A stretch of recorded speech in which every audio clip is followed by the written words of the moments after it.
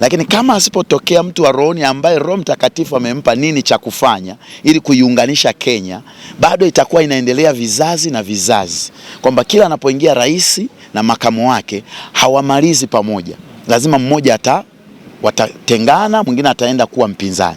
Unaona awamu ya kwanza, awamu ya pili, awamu ya tatu, hiyo ndio umeona kidogo. Awamu ya nne umeona rais aliyopo alikuwa na makamu wake ambaye ni mtoto wa Jomo Kenyatta, wakapishana, huyu akaenda huko akaenda. Sasa hivi huyu mwenyewe unaona tatizo likawa kubwa kwa muda mfupi baada ya uchaguzi, wakashindwana, amemweka makamu mwingine na huyu ambaye ametoka inakuwa. Kwa hiyo mimi nisii tu kwamba Mungu amenielekeza kwamba lazima msingi na hili tatizo lazima liondoke kipindi hiki. Nguvu ya Omega baba. Yesu Kristo. Karibu sana Kenya. Asante sana.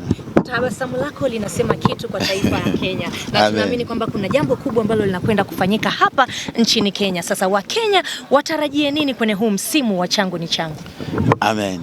Kwanza niwasalimu kwa jina la Yesu Kristo, na namshukuru Mungu sana kwa ajili ya kibali na neema ya kukanyaga tena ardhi ya Kenya. Nimekuwa Kenya mara kwa mara, lakini kwa mwaka 2025 na sasa 26 ikiwa ni mara yangu ya kwanza kwa mwaka huu, na mwaka jana nimekuwa bize, lakini Mungu amenituma tena Kenya. Amen. Na Biblia inasema kila mahali unapokanyaga Mungu ametupa kuteka na kumiliki. Kwa hiyo tunateka na kumiliki kila falme na mamlaka za giza ili ufalme wa Mungu uweze kutawala. Unajua nafasi hautengenezewi, unajitengenezea mwenyewe. Kwa hiyo naamini wa Kenya, hii ni nafasi yako ya kujitengenezea ili ukutane na Mungu. Kwa hiyo watarajie kukutana na Mungu. Amen. Kwa ukubwa na kwa viwango vingine. Amen. Yes. Sasa kumekuwa na swali kwamba kila inapotokea msuguano au mtafaruku, tumeona kwamba mwaka uliopita au miaka iliyopita ulikuja Kenya kukiwa tayari kuna misuguano, na safari hii umesema ni awamu nyingine tena ambapo upo Kenya, na safari hii Kenya ikiwa inaelekea kwenye uchaguzi, umekanyaga kwenye ardhi ya Kenya. Kuna uhusiano gani au uwiano gani hapa? Yesu alisema hivi kwamba mahali popote alipoutazama mji, Yesu alipoutazama mji, maandiko yanasema akaulilia. Manake ule mji haukuwa salama, na alipoulilia Yesu, kitendo cha kulilia ule mji tayari ukawa salama. Ndio maana anasema Yerusalemu, utawaua manabii na kuua vijana hata lini? Kwa hiyo sehemu yoyote ambayo kunakuwa na changamoto, mimi nimeitwa katika kizazi hiki si tu mtumishi wa Mungu, is not just a prophet. Wanasema ni problem solver. Kwa hiyo mahali popote panapokuwa na tatizo, Mungu akiingia lazima tatizo linaondoka. Kwa hiyo tunaona nchi nyingi, hasa nchi zetu za Afrika, kunapokuwa kunaelekea uchaguzi na vitu kama hivyo, sio tu Afrika, sasa hivi ni dunia nzima. Kama hakuna maombi, tunaona vurugu nyingi zinatokea, changamoto, na wanaoathirika hasa ni vijana wetu. Kwa hiyo Mungu amenipa hiyo neema ya kukanyaga katika kipindi hiki kwa ajili ya kuiponya ardhi ya Kenya. Sawa sawa. Sasa mtu wa Mungu Nabii SS Olinga, lakini pia tumekuwa tukiona kwamba katika taifa la Kenya kumekuwa kukitokea misuguano kati ya rais na makamu wake kila itwapo leo, na hii imeshakuwa kama ni tabia au desturi kwenye taifa la Kenya. Tumeona kwamba kwenye awamu ya kwanza kulikuwa kuna msuguano kati ya Jaramogi pamoja na Odinga, ambapo 1966 Odinga ilibidi ajiuzuru kwa sababu ya huo mtafaruku. Awamu ya pili, ya tatu kidogo alijitahidi kuweza kustabilize, lakini ya nne kuelekea ya tano sasa, ambapo tuko kwenye awamu ya tano, tunaona kulikuwa na mtafaruku kabla ya profesa ambaye yuko kama makamu sasa hivi kuweza kuingia. Ni kitu gani hapo ambacho unaweza kusema kama nabii juu ya huo msuguano? Biblia inasema kwenye kitabu cha Zaburi, misingi ikiharibika mwenye yake atafanya nini? Unaona, umenielezea vizuri sana kwamba wale waasisi ambao ni Jomo Kenyatta na Odinga wale ndo waliopewa nchi. Kwa wale ndo wameweka misingi ya Kenya. Kwa sababu wale ndo wameweka misingi ya Kenya, kama walitafaruku, manake tayari tatizo liko kwenye foundation ya msingi ya nchi ya Kenya. Kwa hiyo ndio maana unaona sasa kila regime, kwa sababu wale wa kwanza walivunjika, walipambana, wakaungana, wakakomboa nchi, wakafanya kila kitu, wakawapa Kenya uhuru na kila kitu. Lakini unaona katikati ya ile safari yao wakavunjika. Kwa tayari ni kama umejenga msingi wa nyumba, kabla hujaanza kujenga boma, ule msingi ukaupasua katikati. Kwa hiyo utegemee boma automatically litakuwa linajengwa katika pande mbili. Kwa hiyo upande mmoja utakuwa huku na mwingine huko. Kwa hiyo hiki kitu ambacho kilifanyika kwa hawa waasisi Jomo Kenyatta na Odinga ndio kinachoitesa mpaka leo Kenya. Na kama viongozi unajua, Roho Mtakatifu, nimekuwa kwenye maombi, ndio maana nimekuja dharura Kenya. Hii hali inayoendelea lazima apatikane mtu wa rohoni ambaye anaweza akazuia na kufukia ule msingi na kuunganisha.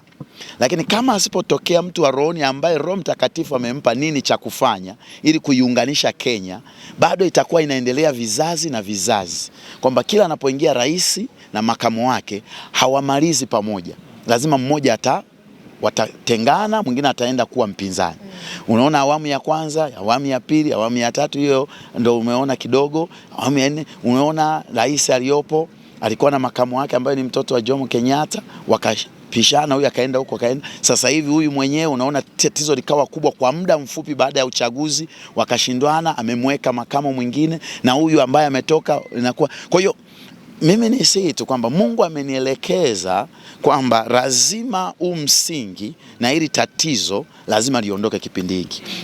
Na Mungu atumi umati na atumi kundi, anachagua mtu mmoja ambaye anatengeneza mahali palipobomoka. Mimi ninaamini katika East Africa, na Mungu amenileta Kenya, mimi ni Tanzania, lakini amenileta Kenya kama ambavyo Mungu alimtuma Yona kutoka katika taifa lake aende kuambia watu wa Ninawi. Kuanzia mfalme walipogeuka wakamsikiliza Yona, Ninawi ikatengenezwa na ikaokolewa. Kwa mimi ni mtu wa kama sauti aliaye nyikani, nimekuja kuyatengeneza mapito ya Bwana Kenya na kurudisha msingi. Kwa hiyo niwaombe na watumishi wa Mungu, kuna mambo mengi ambayo Mungu ameyaweka ndani ya moyo wangu kupitia Roho Mtakatifu na Yesu Kristo.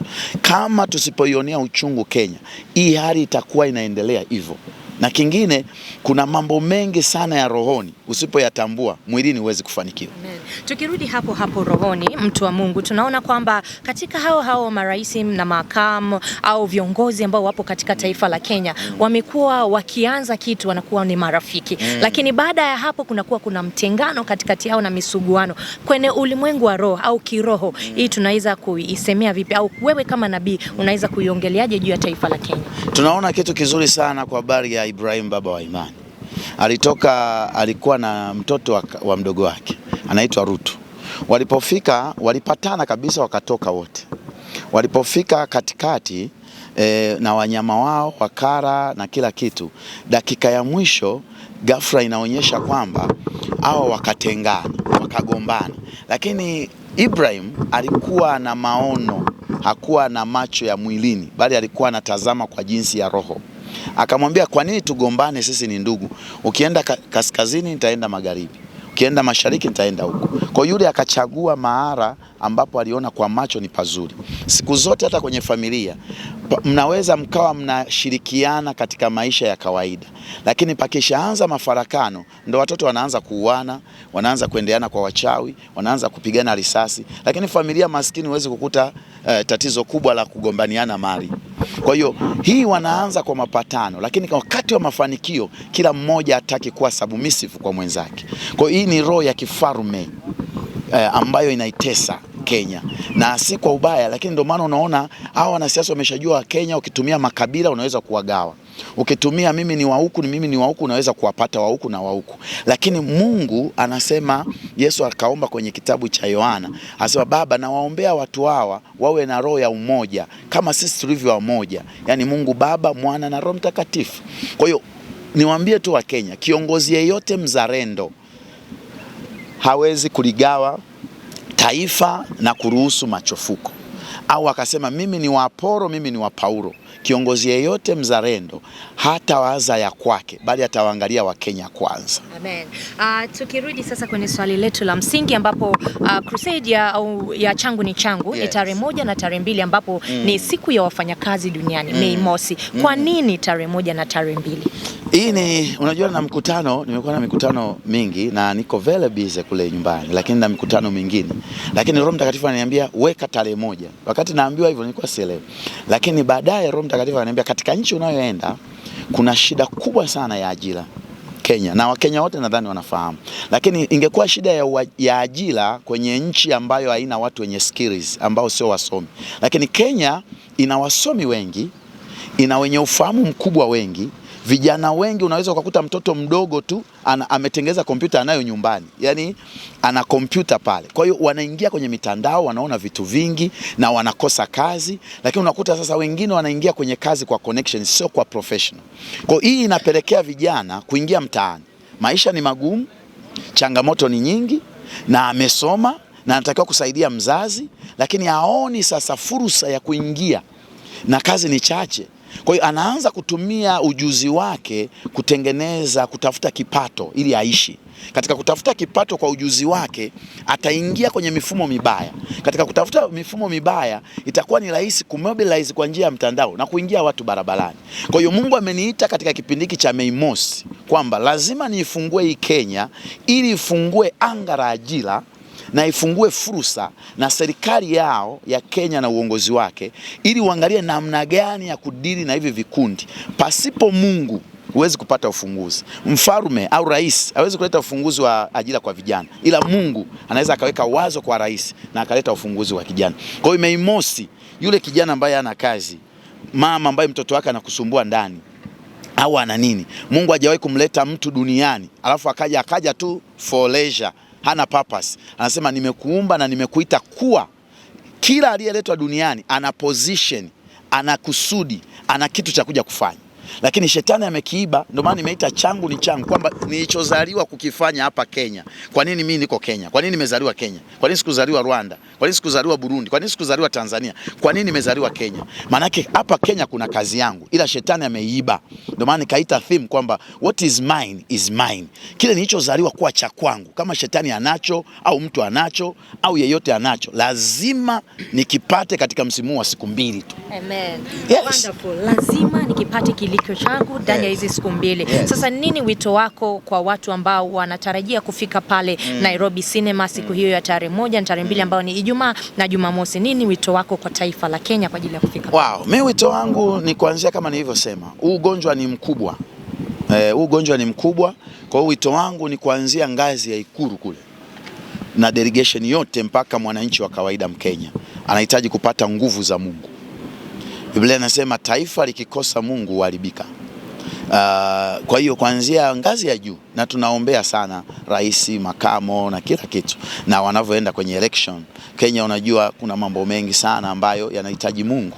Lakini wito wangu mkubwa mwingine ni kwamba katika hiyo siku ya Mei Mosi, wewe una kazi, hebu siku ya kusherekea kazi au wafanyakazi, hebu jipe kazi ya kuja kwenye kazi ya kutafuta kazi kwenye ukumbi wa Nairobi Cinema. Yani ukija pale kuna CV, unakuja kutafuta, yani unafanya kazi ya kutafuta kazi kwa Mungu.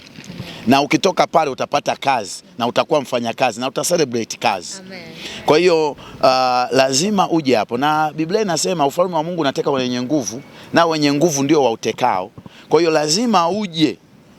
Kama una nguvu ushurutishe vitu vitokee. Yule kadhi alikuwa na haki ya yule mwanamke mjane, na anajua hii ni haki yangu, ni urithi wangu, ni mali yangu, lakini asingemshurutisha, asingepewa vile vya kwake. Yule mwanamke, Biblia inasema akamwendea, na yule kadhi akasema japokuwa simjui Mungu, lakini kwa sababu ya mwanamke huyu asinichoshe kwa kunijiaijia, nitampatia haki yake upesi. Kwa hiyo kama una kazi kijana, mama mwanao ana kazi, baba umestaafu, maisha ni magumu, kuna kadhi ambaye mwenye haki anaitwa Yesu Kristo, atakupatia haki yako upesi kutoka kwa adui shetani. Amen. Amen. Kwa hiyo Wakenya wote, wito wetu au wito wa baba ni huo. Karibuni sana pale Nairobi Cinema tarehe 1, tarehe 2 kwa ajili ya mkutano mkubwa wa Changu ni Changu. Asanteni. Labda kama tujamaliza. Yes. Yes. Ndio. Nimeona utabiri. Ndio. Wa Kenya kwa wingi, Kenya watu wengi wanaimba one term. Wanasema two term. Kama umesikia kama umelisikia, unaona kama bado president tuko naye mamlakani Okay, niliwahi kuzungumza, unajua bahati nzuri Mungu amenipa hii neema kama nilivyosema. 2021 nilikuja hapa akiwa corona ni kali. Ilikuwa wako lockdown. Mungu nikiwa Tanzania akaniambia ifungulie Kenya watu wafanye kazi. na tarehe 1 mwezi wa 5 watu watatoka kwenye lockdown, wataanza kufanya kazi, na tarehe 1 mwezi wa 5 rais akatangaza kwamba watu watoke lockdown waanze kufanya kazi. Mwezi wa 7 nikaja nikamwambia kuna shida, lakini Mungu anaiondoa. Kwa hiyo nikafanya mkutano watu wakiwa kwenye curfew, na baada ya mkutano ule Kenya haijawahi kurudi lockdown, kwa sababu Mungu alisema na mimi tangu kule Disemba yake. Mungu akaniambia niende nifanye kazi na nifanye mkutano kwenye City Stadium na nitangaze Mungu anataka rais gani. Kwa hiyo nilikuwa natoka nikalendi nikamwambia, na tukakesha, ilikuwa ni baridi kali. Mungu akaniambia nani atakuwa rais, na nilitoa ishara nikasema kutakuwa na wingu jeupe na hiki kitatokea na nini, na ikitokea Wakenya wakaweka rais wa aina hii, makamu wake, muda mfupi yule rais ataondoka na watatawaliwa na makamo, kwa maana ataondoka, atachukuliwa, yani atakufa. Kwa hiyo nikamwambia, lakini ikiwa hapa kutakuwa na msuguano mkubwa sana, lakini akiingia huyu muda mfupi ataondoka, makamu atatawala, na makamu ni mama mwanamke. Kwa hiyo na unaona pale ndio ilikuwa Kenya, makamu rais waliokuwa wanagombea, mmoja ambaye ni mzee Raila alikuwa na makamu, na huyu alikuwa na makamu wake ambao wameachana. Kwa hiyo ikafanyika vile vile kama nilivyonena 2022. Lakini kwa sasa, kwa sababu hii ni 2026 na mwakani ni 2027 ndio election, hilo swali lake rais mimi najua ni nani. Roho Mtakatifu ashaniambia rais wa Kenya atakuwa nani na itatokea nini na itakuwaje. Lakini kwa sasa si wakati wake kunena. Kwa sasa nimekuja kuomba kwa ajili ya Mei Mosi kwanza upate kazi, alafu nitarudi kwa ajili ya kuambia rais ni nani. Nikiwaambia sasa mtasahau. Haleluya. Amen. Asante sana kwa interview nzuri na tukutakie. Swali lingine watangazaji, labda la mwisho, wape ushauri hasa vijana ambao wanakosa subira kwa sababu mambo ya kukosa kazi, na vile vile viongozi wa kisiasa wasaidie vipi? Okay, cha kwanza ni kuondoa Biblia inasema Yusufu alipowapa mali ndugu zake na nini, akamwambia wamfuate mzee wao Yakobo, aliwaonya kitu kimoja, akamwambia msigombane njiani. Cha kwanza, wanasiasa wakiacha kugombania madaraka, kila kitu kitaweza kuwa solved. Wanasiasa wakiacha kugombana wao kwa wao, vijana watakuwa na kazi, kwa sababu watakaa meza moja ya maridhiano, wataelewana, na maelewano yao watapata ufumbuzi wanaisaidiaje Kenya ili ongezeko la kukosa ajira na vijana wengi kuwa mtaani linaondolewaje. Naamini wenye kutatua tatizo hili kwanza ni Mungu, ndio maana nimekuja. Namba 2 ni wao wanasiasa kuacha mafarakano na magomvi, kwa sababu mahali popote penye machafuko Mungu huondoka. Kwa hiyo kishaanza kugombana Mungu anaondoka. Ili Mungu arudi inahitaji mapatano. Kwa hiyo ushauri wangu kwa wanasiasa, kaa meza moja, mshirikiane, mtapata ufumbuzi wa Kenya na vijana wengi kutoka mtaani bila kuishi bila kazi. Amen. Asante.